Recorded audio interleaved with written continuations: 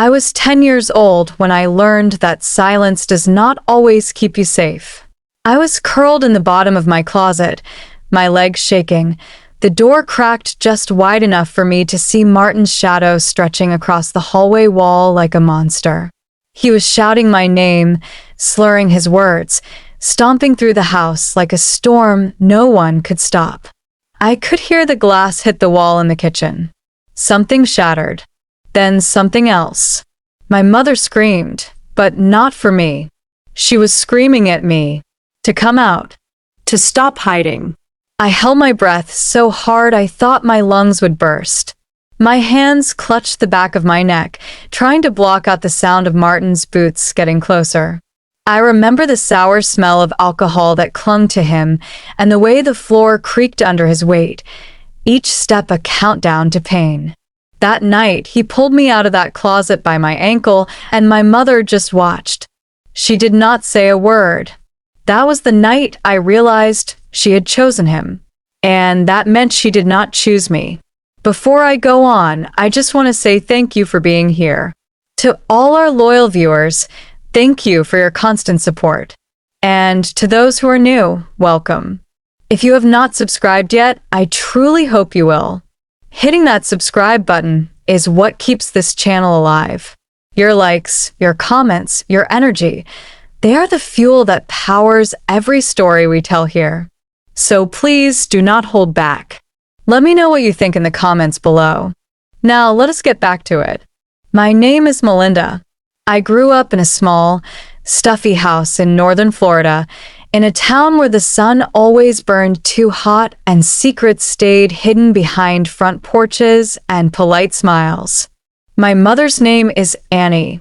She was 35 when she met Martin. I remember her smile changing after he came around, from soft and open to tight and nervous. She used to read me bedtime stories, but after Martin moved in, she barely looked me in the eye. Martin was the kind of man who filled a room with tension the second he walked into it. He was tall, tattooed, and always smelled like cigarettes and beer. He had a cruel laugh that made my stomach twist. At first, he acted friendly, brought home toys, gave me candy, but that was just the trap. I was 10 when the hitting started. Nothing left me bleeding, not at first. Just bruises on my arms, pulled hair, being shoved too hard into walls. He called it discipline. My mother called it teaching me respect. But I knew better. It was control. It was hate. And it was growing darker by the day. One afternoon, I remember sitting in the living room coloring when Martin came home drunk. My coloring book slipped off the coffee table, and that was all it took. He grabbed my arms so hard I cried out. I looked at my mother, begging her with my eyes.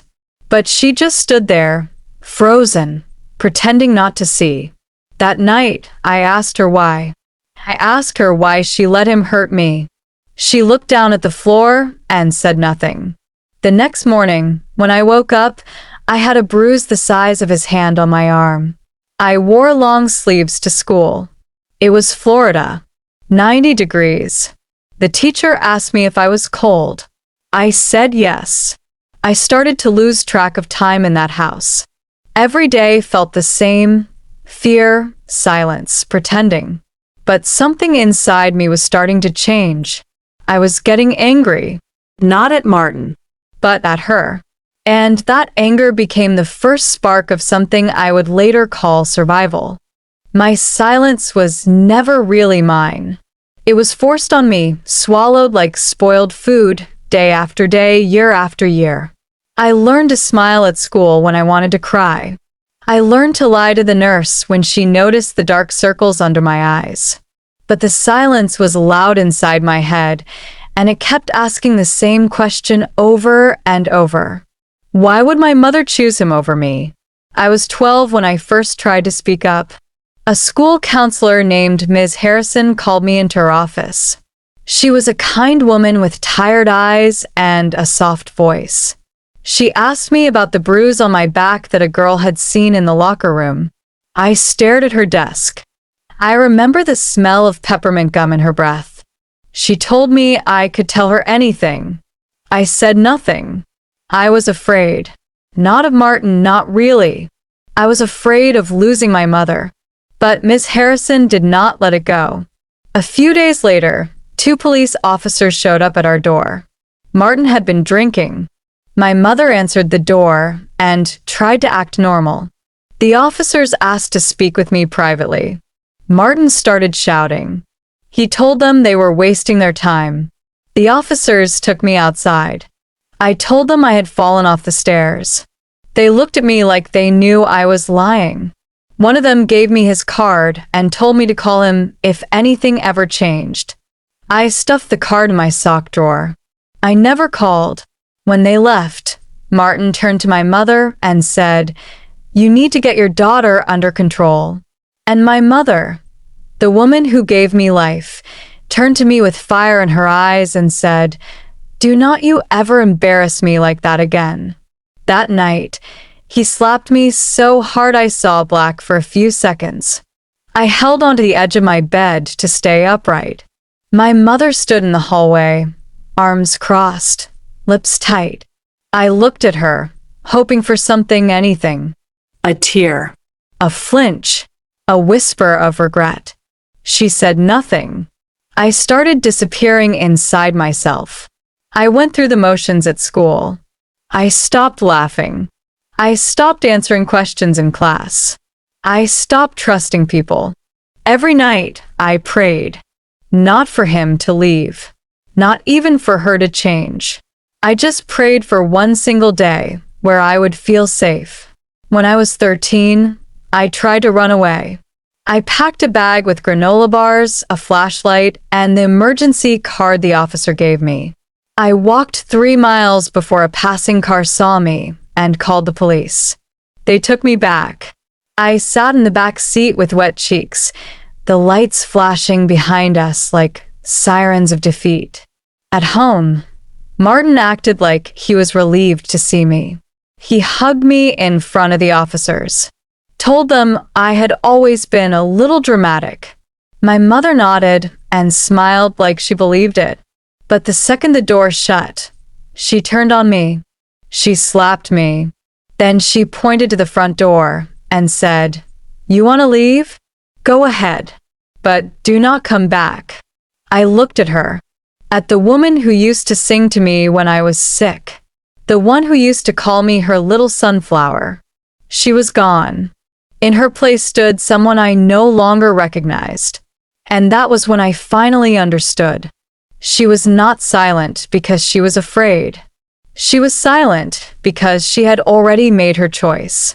I was 15 when I ran for the second time. But this time I did not stop. I did not look back.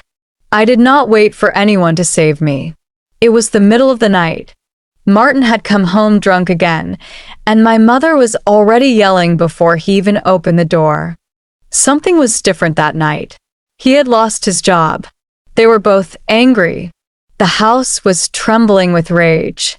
I sat on the edge of my bed with my sneakers tied, my backpack hidden behind the curtain.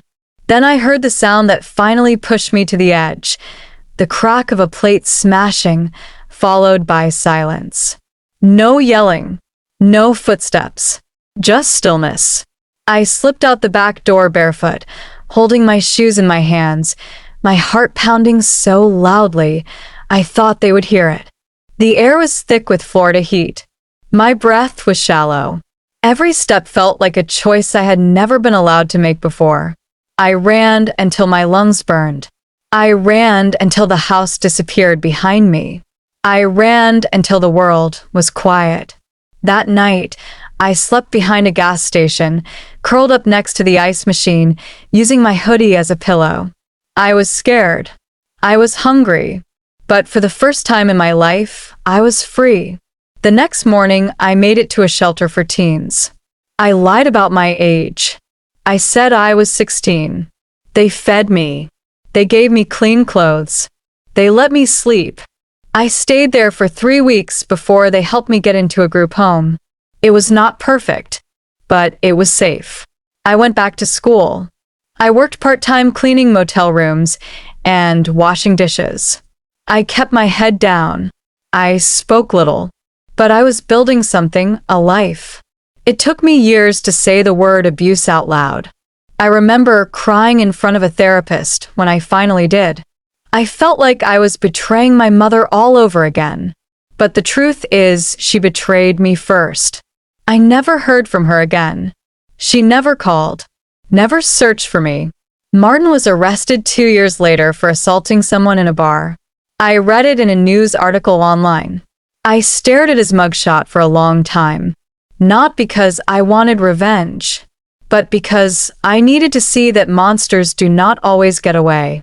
I am 25 now. I live on my own. I have a dog. I work with teenagers who have been through what I went through. Sometimes I see myself in them. The silence, the shame, the deep hunger for safety. I tell them what no one told me, that surviving is not just about running. It is about choosing to live, choosing to believe you are worth more than the pain. I did not get the mother I needed, but I became the woman I needed. And that, to me, is enough. Thank you so much for listening to my story. If it touched you in any way, please leave a comment below. Share your thoughts. Share your own story if you feel ready. Do not forget to like, share, and subscribe. Your support is what keeps this channel alive and helps stories like mine reach someone who might need it the most. You are not alone. You are never alone.